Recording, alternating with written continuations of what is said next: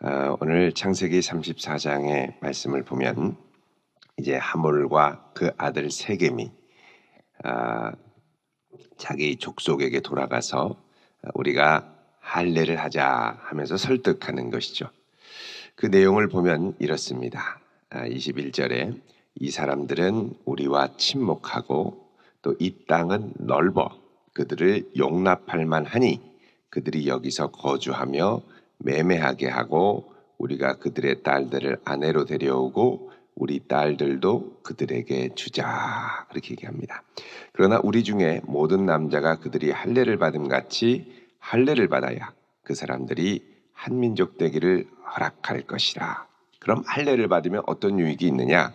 그러면 그들의 가죽, 가축, 재산, 그들의 모든 짐승이 우리의 소유가 되지 않겠느냐?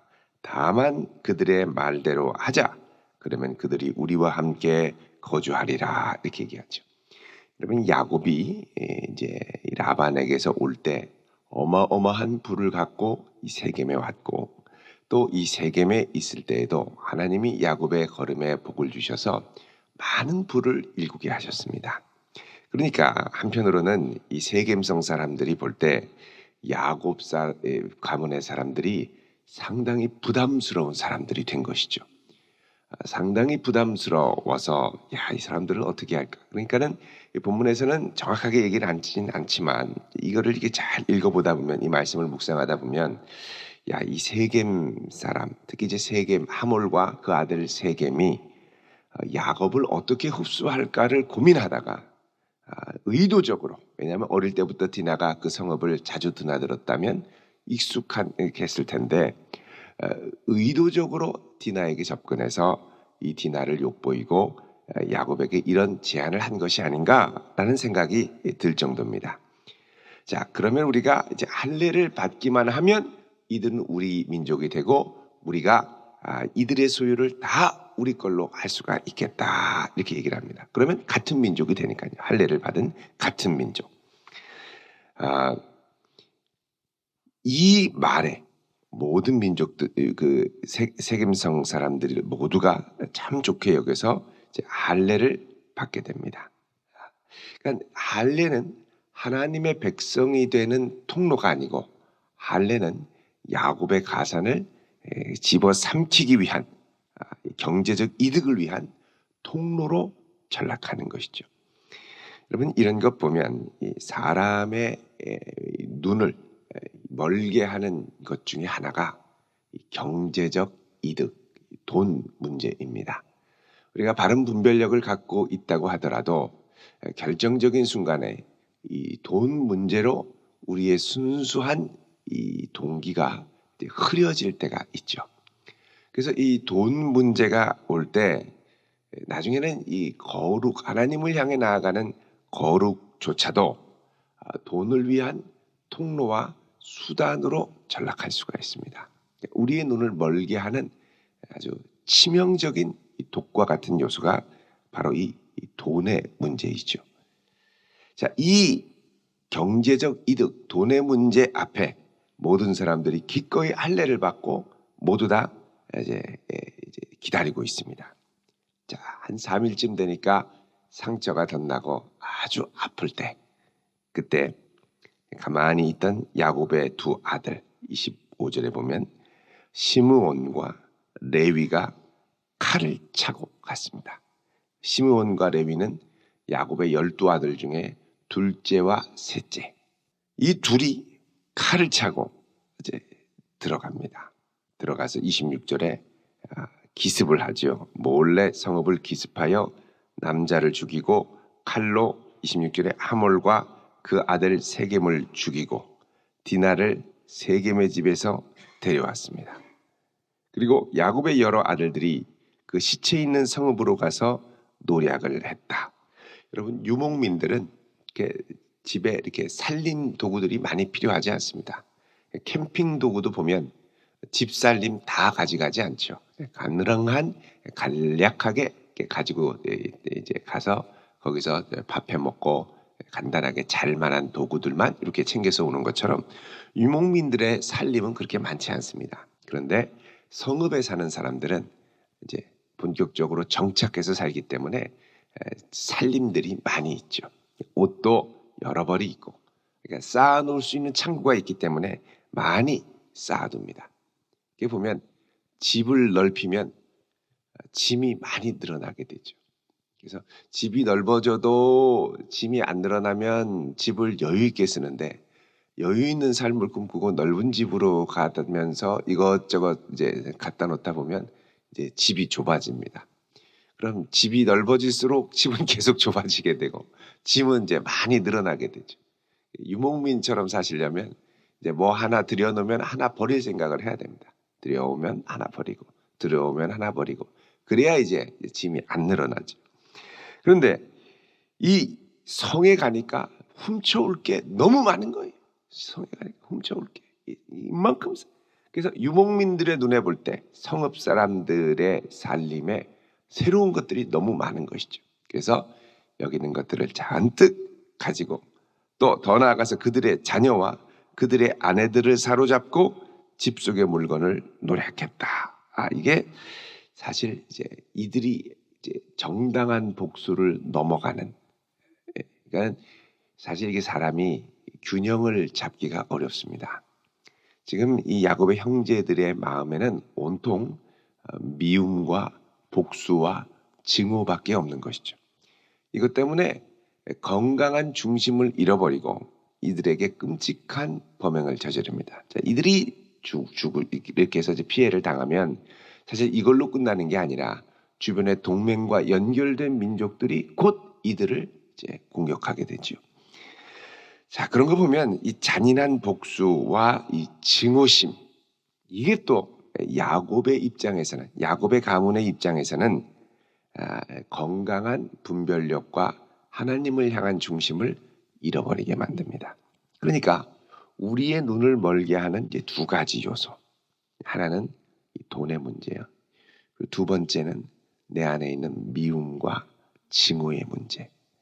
이게 요 두 가지는요, 우리의 마음에 한번 딱 들어오면 쉽게 안 없어집니다. 여기 한번 딱 오면 아주 이렇게 유성 쌓인 펜으로 이렇게 쫙 그으면 이게 오래 가지 않습니까? 안 지워지는 것처럼 아주 오래 갑니다. 이거를 우리가 어떻게 하나님 앞에 내어 맡기며 주님께 속히 이제 올려드리며 우리 마음을 멀게 하는 이런 것들을 빨리 이게 이제 닦아버려야 되는데, 우리 안에 이런 것들이 있으면 순전한 마음으로 주님을 섬길 때 항상 걸림돌이 됩니다. 돈 문제와 미움의 문제, 증오의 문제, 이게 우리를 꽉 잡고 있는 것이죠. 자, 이렇게 되니까 이제 야곱은 어떻게 하냐면 30절에 시므온과 레위에게 얘기를 합니다. 너희가 내게 화를 끼쳐 나로 하여금 이 땅의 주민 곧 가나안 족속과 브리스 족속에게 악취를 내게 하였도다. 나는 수가 적은즉 그들이 모여 나를 치고 죽이리니 그러면 나와 내 집이 멸망하리라. 이렇게 얘기합니다. 멸망하리라.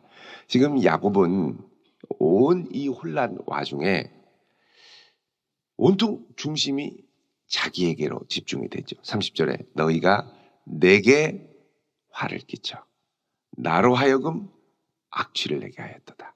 나는 수가 적고 그래서 나를 치고 나를 죽이리니 그러면 나도 죽고 내 집도 죽겠다. 온통 나입니다. 나. 사실 형제들이 아버지한테 분명히 가만두면 안 된다고 얘기했을 것입니다. 근데 아버지는 애써 무시하려고 했겠죠. 그러니까 형들이 이제 크고 성인이 되니까 독단적으로 아버지와 상관없이 행동을 감행했습니다. 자, 이때 야곱은 온통 자기가 어떻게 될까 봐 두려워서 벌벌벌벌 떨고 있는데, 여러분 이게 야곱이 34장에 보면 1절부터 계속해서 기도하는 장면이 하나도 나오질 않습니다. 이럴 때는 하나님을 찾고 위기 때마다 하나님께 기도해서 응답받고 왔던 야곱이고요. 또 다른 한편으로는 기도의 응답으로 약복감에서 그렇게 목숨 걸고 씨름해서 아주 형과 극적으로 화해를 하고 그 응답으로 여기까지 왔으면 이제 하나님이 어떻게 하실지를 무릎 꿇고 기도해야죠. 근데 이 야곱은 기도할 생각을 하지 않습니다.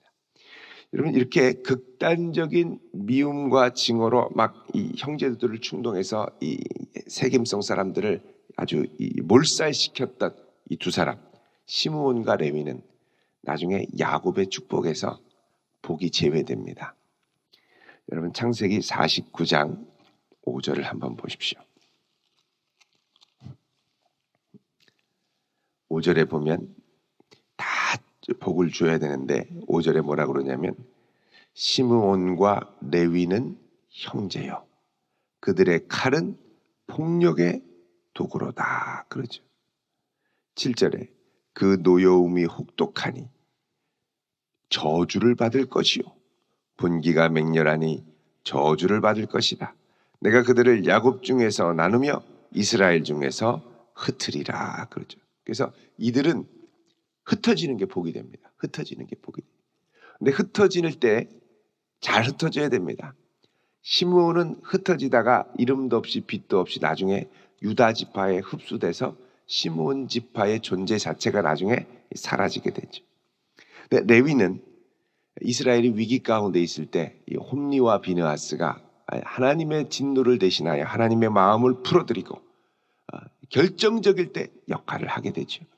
나중에 레위는 흩어지는데 어떻게 흩어지냐면 이스라엘 곳곳에 흩어져서 거기서 이스라엘 성읍들에게 하나님의 말씀을 가르치고 제사를 집례하는 제사장으로서의 지파로 바뀌게 됩니다. 흩어지는 게 사라지는 흩어짐이 있고, 흩어질 때 그곳에서 빛과 소금의 역할을 하며 흩어지는 가운데도 하나님의 은혜와 영향력을 끼치는 흩어짐이 있다는 것이죠. 그래서 여러분, 흩어지는 것도 잘 흩어지면 복이 되지만 흩어질 때 하나님의 은혜를 구하지 않으면 내 혈기로 흩어지다 보면 그 다음에 어떻게 하냐면 살궁리를 모색하게 되고, 살궁리를 하나님 제외하고 내 힘으로 살궁리를 모색하다 보면 결국은 이제 망하게 되는 거죠. 그래서 시므온은 망했고 레위는 하나님 말씀 붙들고 은혜롭게 흩어져서 끝까지 살아남게 됩니다. 자, 이렇게 이제 흩어질 때도 하나님의 은혜가 필요하지만 사실은 지금 이 두 가지, 돈의 문제와 미움의 문제가 우리의 삶을 너무나도 많이 붙들고 쥐고 흔들고 있기 때문에 우리가 하나님 앞에 이 문제를 기도하며 몸부림을 칠 필요가 있습니다. 나는 이것에서 다 자유하다. 그러면 어떻게 하느냐? 하나님의 말씀을 붙들고 하나님의 인도를 구하며 나아가야죠. 기도를 잃어버리는 순간 그 다음부터는 온통 관심과 생각이 나 하나에 집중되게 되어 있습니다. 내가 어떻게 하지? 나밖에 남지 않은 거예요. 나밖에. 그래서 지금 이렇게 되면 완전히 속수무책이거든요. 미움의 문제, 돈의 문제, 하나님 보이지 않고 내 생각밖에 안 나고. 그래서 하나님께서 마침내 기다리다가 야곱을 찾아와서 말씀을 하시죠. 그게 바로 35장 1절. 우리 어제 읽었습니다만 읽어보겠습니다. 시작. 하나님이 야곱에게 이르시되 일어나 베델로 올라가서 거기 거주하며 내가 내 형 에서의 낯을 피하여 도망하던 때에 내게 나타났던 하나님께 거기서 제단을 쌓으라 하신지라. 아멘. 자, 이제 내가 환난 가운데 도망가며 붙들었던 그 하나님, 초심으로 돌아가서 그 하나님을 다시 붙들어야 한다는 겁니다. 어렸을 때 만났던 하나님, 젊을 때 20년도 더 됐죠. 20년도 전에 내가 그렇게 기쁘게 의지하며 주님께서 나를 붙들어 달라고 몸부림쳤던 그 하나님께 나아가야 된다는 거죠. 그렇지 않으면 여러분, 돈 문제 내가 알아서 컨트롤할 수 있을 것 같은데 내가 컨트롤 안 됩니다. 스트레스만 받습니다. 미움의 문제도 내가 알아서 잘 정리할 것 같은데 내 안에 미움이 쉽게 안 사라진다니까요. 평생 이를 뿌득뿌득 깔고 미워하다가 그도 미워하고 나도 미워하는 건 그 사람도 미워하지만 그런 미워하는 나도 미워하는 거거든요. 왜 복수 안 하냐는 거죠. 복수하라고 자꾸 충동질하며 나를 괴롭히는 게 미움입니다. 그래서 미움은 그 사람을 미워할 때 나로 미워하는 두 방향으로 같이 역사가 일어나죠. 평화도 그렇습니다. 그 사람과 화평하면 내 마음도 화평하게 되죠. 그래서 이 문제를 하나님께 다시 가지고 가서 하나님께 몸부림치며 가라는 겁니다. 자, 우리 고린도전서 5장 7절을 보시면요. 우리 성도들의 삶 가운데 이렇게 말씀을 합니다. 5장 7절 8절 읽습니다. 시작. 너희는 누룩 없는 자인데 새 덩어리가 되기 위하여 묵은 누룩을 내버리라. 우리의 유월절 양 곧 그리스도께서 희생이 되셨느니라.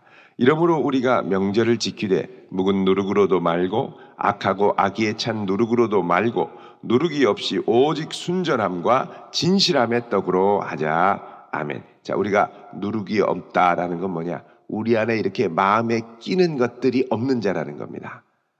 우리 마음을 아주 힘들게 하고 옥죄게 하는 이 탐욕의 문제와 징후와 미움의 문제, 이런 것들을 다 버리고. 왜요? 예수님께서 이런 우리를 위하여 희생하셨기 때문에. 그래서 묵은 누룩도 말고 오랫동안 마음에 끼었던 거, 우리의 삶을 움직이는 동기죠. 또 악하고 악의에 찬 누룩으로도 말고, 그 다음에 누룩 없이 누룩을 제거하고, 그 다음에 순전함과 진실함의 떡으로 하자. 그래서 무교병, 이스라엘 백성들이 먹는 무교병이 보면 크레카처럼 딱딱하지요. 여기에다가 이 효모를 넣으면 빵이 어떻게 되느냐? 부풀게 됩니다. 부풀게. 그러니까 미움이 우리 안에 들어오면 우리의 온 삶을 부풀게 하고, 또 이 탐욕이 들어오면 우리의 온 삶을 부풀게 하고, 이거 빼버려야 된다. 성도들로서는. 여러분, 주님 앞에 오늘 이 새벽에 우리의 마음과 내면을 돌아보며 하나님 나를 긍휼히 여겨주시고 순전한 마음으로 내가 환난 날에 부르짖었던 그 하나님, 20년 전에 나를 꼭 붙들어 주셨던 그 하나님을 다시 붙들게 하옵소서. 간절히 기도하며 나아가는 복된 성도 되시기를 주님의 이름으로 축원드립니다. 기도하겠습니다.